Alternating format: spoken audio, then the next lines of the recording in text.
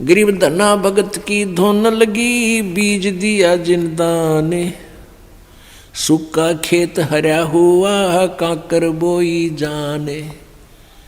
अपने आत्मा परमात्मा से जो अनहोनी होती है और हुई है, अब भी हो रही है, ये उन्हीं को होती है जो सत भक्ति करते हैं, परम संत की शरण में रहते हैं और सच्ची लगन से साधना करते हैं। और पूर्ण परमात्मा कबीर देव ही सबकी, जैसी कोई भक्ति साधना कर रहा है उसकी लाज वही रखता है। गीता जी अध्याय नंबर 15 के श्लोक नंबर 16-17 में बताया है कि क्षर पुरुष और अक्षर पुरुष ये दो प्रकार के प्रभु हैं, ये नाशवान हैं दोनों के दोनों, और इनके अक्षेत्र में, इनके राज लोक में जितने भी प्राणी हैं वो भी नाशवान हैं, जीव आत्मा सबकी अमर है।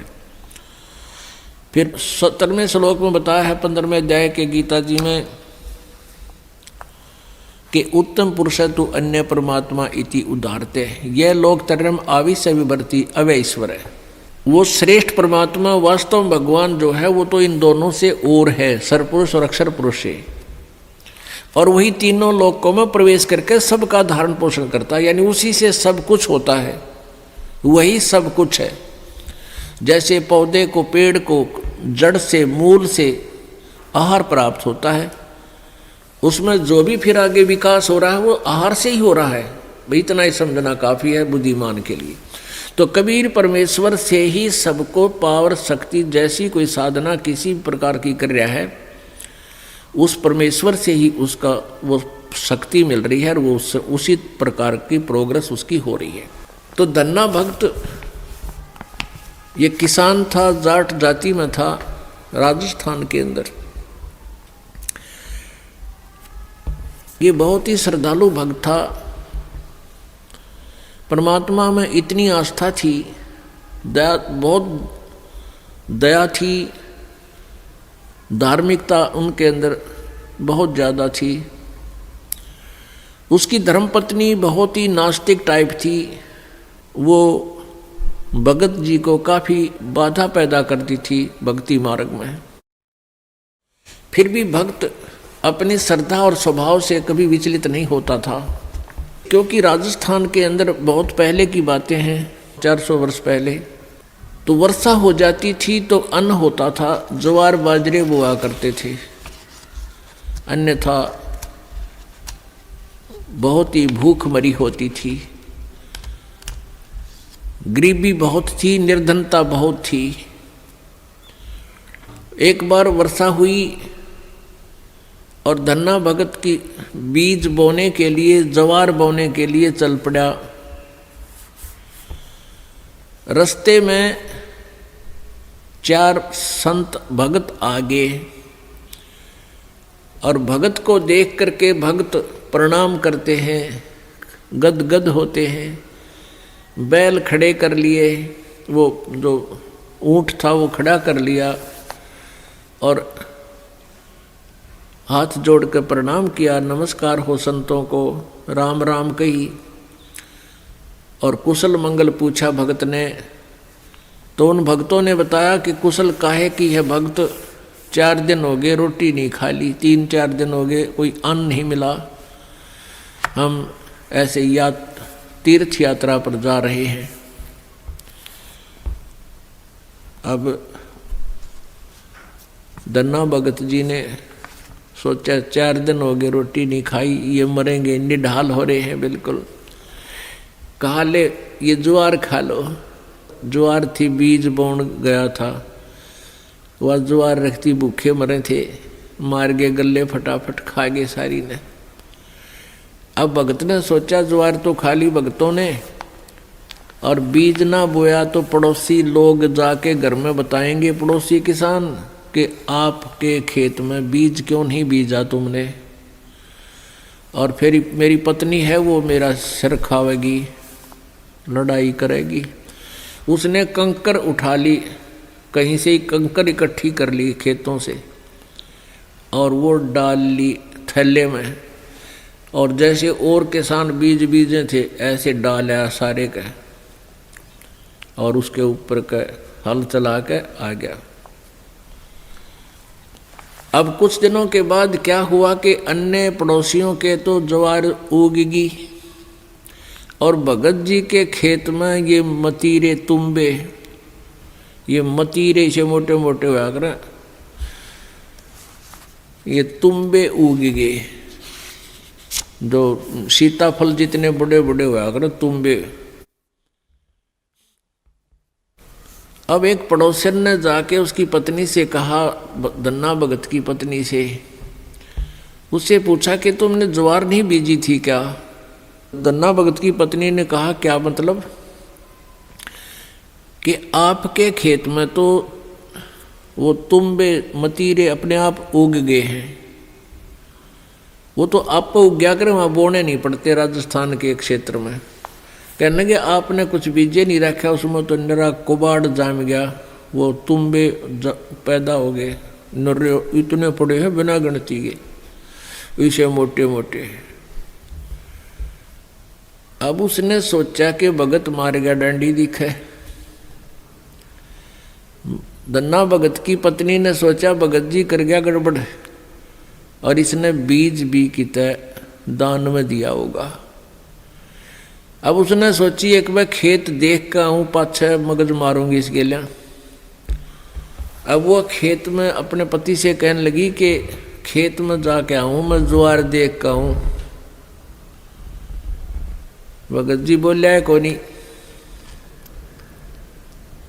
भगत जी को तो पता था वहाँ क्या मिलेगा, अपना चुप बैठा। और वो भगत धन्ना भगत जी अपने मित्रों के साथ उसी से में बातें करता था, भक्ति की चर्चा जब हुआ कि तक खेत खात में चली जाया करती। वह खेत में गई, उधर से अपने भक्तों के भगत आगे उड़े बैठे बैठे भगवान की चर्चा कर रहे हैं, आंखों में आंसू आ रहे हैं। और वह भगतनी आव है कति लाल पीड़ी हुई है, जान गया भगत आ गई या तो भाई करड़ाई। अब देखी जाएगी, जो होगा ही होना तो है ही। और वह कहकर एक मतीरा तोड़ जाई, तुम्बा इतना बारा मोटा सिर पर धरी नो, अब इसका सिर में मारूंगी। आकर ने बोली भगत जी खेत में बीज ज्वार बोक आया था। भगत जी नो कर ली नाड़ तले ने, और उसने नो सिर में मारा। वो मतीरा मारने के उद्देश्य से नो सिर में ठोकन खातिर वो नो कर गया थोड़ा सा, वो धरती में लाग के फूट गया। नो बोली बालक तन्ने खाएंगे के उड़े मतीरे उग गए सारे, तो बीज कित फूक गया। तो वो मतीरा जो था वो तुम्बा था, धरती में लाग के फूट गया। फूट गया तो उसमें एक दड़ी यानी 5 किलो लगभग ज्वार निकली। ज्वार अब एक बार तो अब भगत जी की तरफ देखा, वो नौकरें पड़ा था, एक तरफ देखा ज्वार का न अक्तुम्बे में तो ज्वार निकल आई। और वो न्यू बार बार देखा है, भगत जी ने भी देखा कि मैं शांत होगी के चक्कर है, उन्हें देखा तो तुम्बे में तो ज्वार निकल रही है। तो भगत ने 100 शुक्र मनाए, परमात्मा करड़ाई टाल दी, या ज्वार ने रोए थी या दरी ज्वार आपने दे दी। इतने में फिर अब उसके मन में न्यू आई कि कदे और भी तुम भी हम ज्वार पाओगी। फिर तो ले कर चद्दर और ले कर मोगरा डंडा बाज ली, वहाँ बिछा ली चद्दर और मतीरा धरा, डंडा मारा, उठा के फेंक दे, परल दे ही ज्वार निकला। ढेर लग गया उस ज्वार का। और औरा कहते वही इतनी खड़ी थी सुक्की, और वर्षा हुई नहीं, उनकी खत्म होगी गांव वालों की। और भगत के उस खेत में तुम्बे में तो ज्वार निकला, दुनिया देखना हुए। युवा भगतनी एक गठड़ी और ठा के चाल पड़े।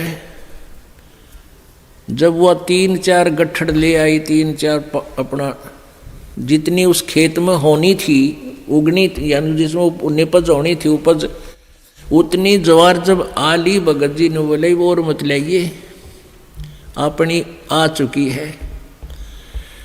और इसको बांट दे सारे गांव में, सबके बालक भूखे हैं। ने बोली क्यों, मैं सारी ले आऊँगी। वह ले आई ठाठा गए, फिर जो भी गिठड़ी लाए वहाँ तक ताबा बोझ मरती, वहाँ खोल ला उसके वो बूमड़ा हो जाए, उसके फूल वो बन जाए छिलका, ज्वार ना रहे। वह एक दो गिठड़ी तो लाई, फिर बैठ गई, अगियो अच्छा चाड़ा हुआ।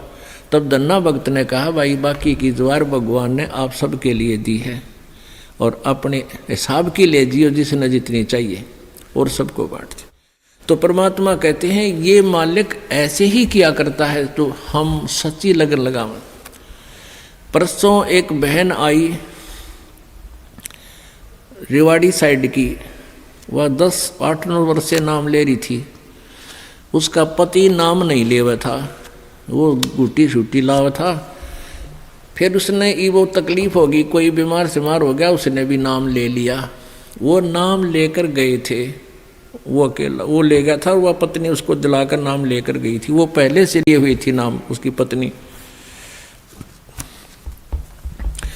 वो ना माना करता पहले बिल्कुल भी, वो बीमार सिमार सा हो गया, फिर नाम ले लिया। उसके पति ने 1700 रुपये रखे थे, गरीब सा काम, बिल्कुल निर्धन से है। और 1.5 और 15 नोट थे 10-10 के 150 रुपये उन 1700 में। तो उसकी पत्नी को कुछ पैसों की आवश्यकता थी, भगत ने कहा कि वहाँ से उठा ले, 1700 रुपये रखे हैं।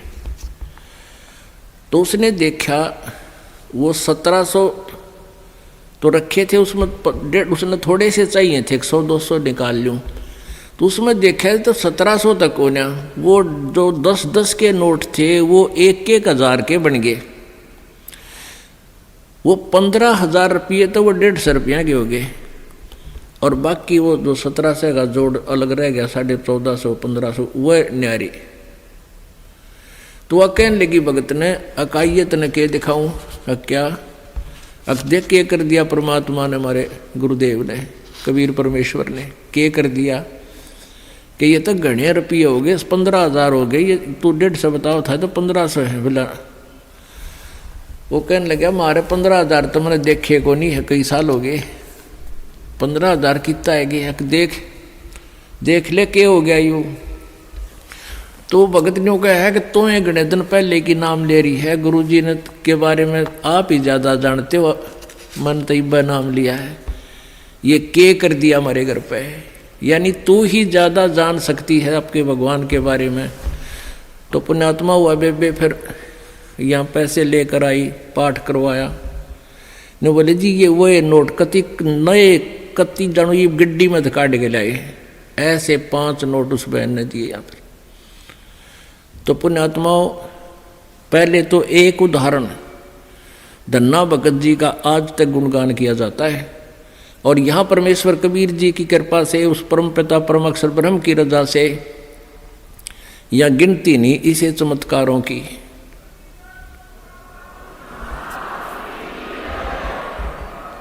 सत साहिब।